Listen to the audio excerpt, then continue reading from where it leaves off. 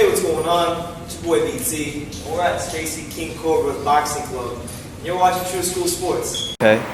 Are there any fighters you feel like maybe get too much credit in history? I mean, if there's one you can pick out, is there something that's overrated? I think a lot of fighters that got overrated in the last 10 years. A lot of them was overrated, and I'm gonna tell you why. It wasn't so much the fighters and the fighters' skills that overrated the fighters. It was the fact that the networks and the promoters and the managers know that boxing, in order for boxing to flourish and to stay alive, that you got to have a superstar. And I think that a lot of guys that they was saying that they was really pushing and rating high, hoping they would get there to be that superstar that boxing need.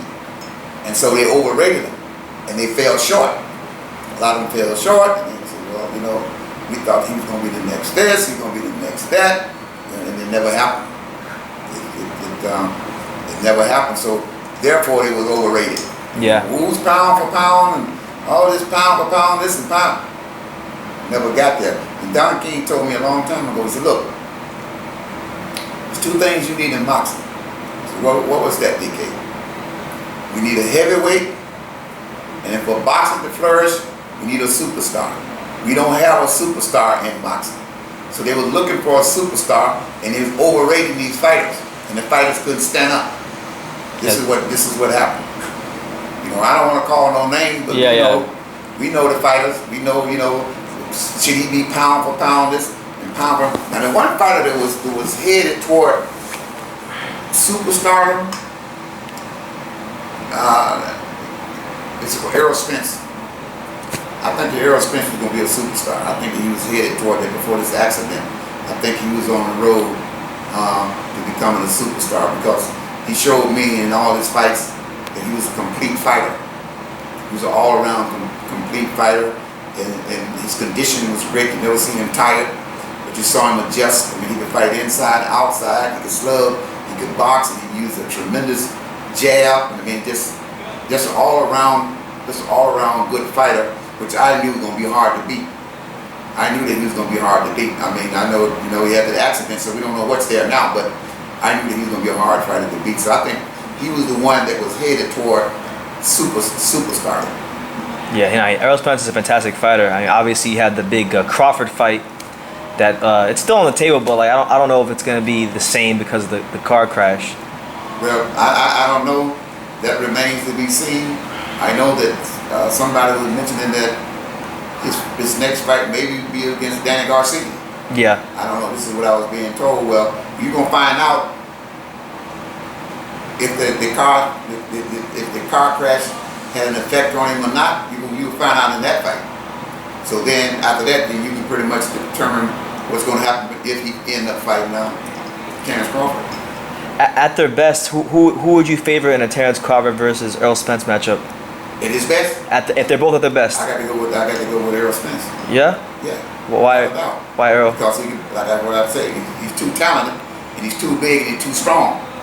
He's too strong for you got to understand. Crawford won't be able to run around that ring against Errol Spence. He's too smart, he's too good. He's gonna cut that ring off, put pressure on him, cut that ring off. Now you're gonna have to fight. All this running ain't gonna happen. Not with that kid. He's too good. He's not gonna follow him around in a straight line. It won't happen. Now you got yourself in a situation where now you're in a phone booth. Now Errol gonna make sure, okay, you got to fight now. See, sometimes you got to stand there and fight. It's just like the greatest 4 rounds of all time in boxing. Tommy Hearns and Marvin Hagler. You ain't no running room. Ain't no room to hide. It's no hide. You got to fight. I tell my guys all the time, I said, look, even in sparring, ain't no moving now. What you gonna do? You gonna fold up, you got to fight. So you got to let your hands go. You got to. I remember a few years back, this kid, what was this kid named from South Africa? Francois Bolter. Bolter, yeah, the heavyweight. Yeah, Bolter came, I think it was a cruiserweight then. I met Bolter in Tyler, Texas. He was with the guy by the name of Joe Costello, was the promoter in Tyler, Texas. So I had Tony Tucker down there because they had a training camp there. So I took Tucker out of California and brought him to Tyler, Texas. So Joe was a promoter and he was promoting the show one night. And I was sitting by the promoter, and I wasn't the trainer of Bolter. That's when I first met Bolter. But there was another trainer by the name of Al McCoy was training Bolter. So when the fight started, I said, oh my God, this guy that Bolter's fighting, I'm going by physique. Bolter's fighting a monster. That's what I'm saying to myself. So when the fight started, it was obvious that this guy was too strong for Bolter. Bolter was trying to move on him and trying to get away from him, but the guy was too strong, put too much pressure on him, and he was strong, and he was hitting Bolter. So the promoter got nervous. So Stacey, what we gonna do? Help him out. I said, I'm sitting over here with you. I'm not training this fighter. He said, no, I want you to help the fighter. So the second round started, the guy pushed him right back to the ropes. Okay? Now, this guy is so strong, you can't stop the punches from coming. You can't run, and you can't reach and tie him up. You can't clinch him. Okay? So what do you got to do? There are two things you're gonna do. You're either gonna go down and quit, or you're gonna fight back. So I started telling him to throw punches. Throw punches, throw some punches, Bolter. Punch back, throw punches. So he was still getting hit, but then he started throwing punches. Now this other guy cut off. Why did he cut off? Because now he realized I'm getting hit. So there come a time you got to fight back. You know, ain't no running the room, there's no quitting, you got to sit there and you got to fight back. And that's what would happen with Spence and Crawford. Crawford gonna have to fight back. Now we're gonna see what you got for real. Yeah. So under those circumstances. You don't think Crawford will fight back against Errol Spence? I'm sure he will fight back. Yeah. But who's gonna be the superior fighter? Toe to toe, who's the superior fighter? It's obvious. Spence? You think it's obvious? Sure, it's obvious. Yeah. He's a good fighter. He punch hard. He can do it all. So yeah. I don't think he can stay there. He may even get stopped. We'll have to see if it happens. And I'm not taking anything from him because, believe me, Crawford is a really good fighter.